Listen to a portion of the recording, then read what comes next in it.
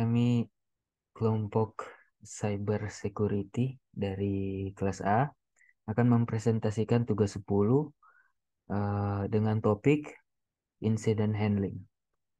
Kita mulai dengan skenario pertama, yaitu Warm and Distributed Denial of Service, Agent Infestation.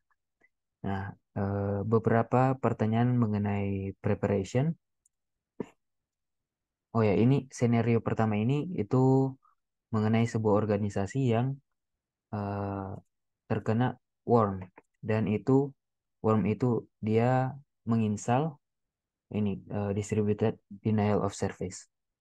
Jadi pertanyaan untuk preparationnya itu yang pertama ada pengendalian keamanan dan kebijakan apa saja yang saat ini diterapkan untuk mencegah dan mendeteksi infeksi malware dan serangan dari DDoS ini.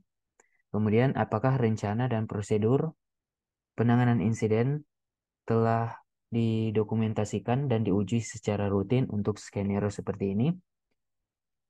Seberapa sering backup dilakukan dan apakah disimpan dengan aman di luar lokasi? Oke, kita masuk ke detection and analysis. Kapan dan bagaimana infeksi awal terdeteksi? Kemudian metode apa saja yang digunakan untuk mengidentifikasi varian malware tertentu dan kemampuannya? Seberapa cepat tanda tangan antivirus tersedia dan seberapa efektif dalam mendeteksi dan menghapus malware? Eh, Bagian berikutnya akan dijelaskan oleh teman saya. Jadi bagian berikutnya post incident activity. Jadi di sini ada pertanyaan pelajaran apa yang diperoleh dari insiden ini dan bagaimana akan integrasikan ke dalam praktik keamanan dan rencana penanganan insiden organisasi. Dan kedua, apakah ada persyaratan pelaporan hukum atau peraturan terkait insiden semacam ini? Dan selanjutnya akan dilanjutkan oleh teman saya. Oke, jadi di skenario 2 ini diminta untuk diamati dengan baik skenario berikut untuk mendiskusi dan menentukan incident response handling questions yang harus ditanya dalam setiap tahap proses incident response. Jadi skenario ini tentang sebuah rumah sakit yang ukurannya lumayan dengan beberapa satelit beberapa kantor-kantor satelit dan servis medikal. Jadi organisasi ini mempunyai banyak lokasi yang mengemploy lebih dari 5.000 karyawan. Tapi karena ukuran organisasi tersebut, mereka sudah menetapkan model CSIRC dengan Distributed Incident Response Teams. Jadi mereka juga mempunyai tim koordinasi yang mengawasi CSIRT dan membantu mereka untuk berkomunikasi satu sama lain. Dalam suatu Rabu malam, organisasi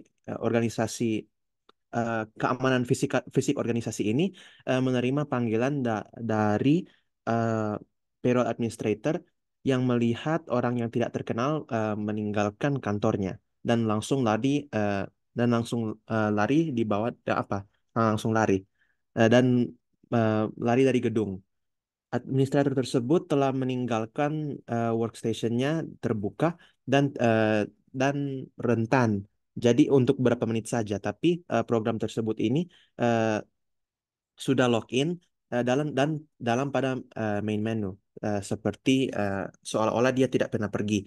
Tapi administrator ini sadar bahwa mouse sepertinya sudah digerakkan. Jadi incident response team telah diminta untuk mencari bukti bahwa insiden ini memang terjadi dan untuk menentukan aksi-aksi apa yang telah dilakukan. Jadi tim keamanan ini melatih model kill chain dan mengerti bagaimana menggunakan Veris database. Untuk satu lapis keamanan lagi, mereka juga melakukan outsourcing eh, karyawan kepada MSSP untuk monitoring sepanjang hari dan sepanjang waktu. Nah, jadi ada tahap-tahap preparation bisa dibagi menjadi hal-hal seperti apakah organisasi memiliki kebijakan dan prosedur yang jelas terkait penanganan insiden keamanan, khususnya akses tidak sah ke rekor payroll, atau juga bisa apakah organisasi telah mengidentifikasi dan mendefinisikan kriteria atau indikator untuk mengklasifikasikan insiden akses tidak sah ke data sensitif dan sebagainya yang seperti dilihat dalam tulisan kami. Ada juga tahap detection and analysis di mana bisa dilibat hal-hal seperti bagaimana tim keamanan fisik dan CSIRC dapat mendeteksi dan memverifikasi adanya akses tidak sah ke rekor payroll, atau bisa juga apa langkah-langkah analisis yang perlu dilakukan untuk mengumpulkan bukti digital terkait insiden.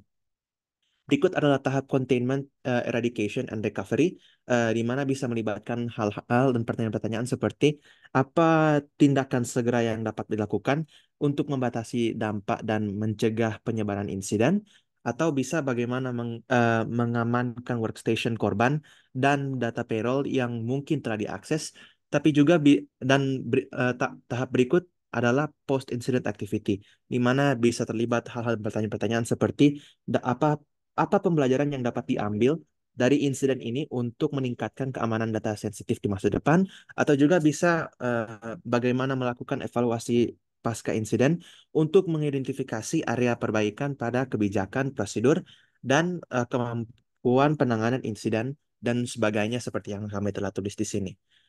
Demikian demo presentasi kami. Sekian dan terima kasih.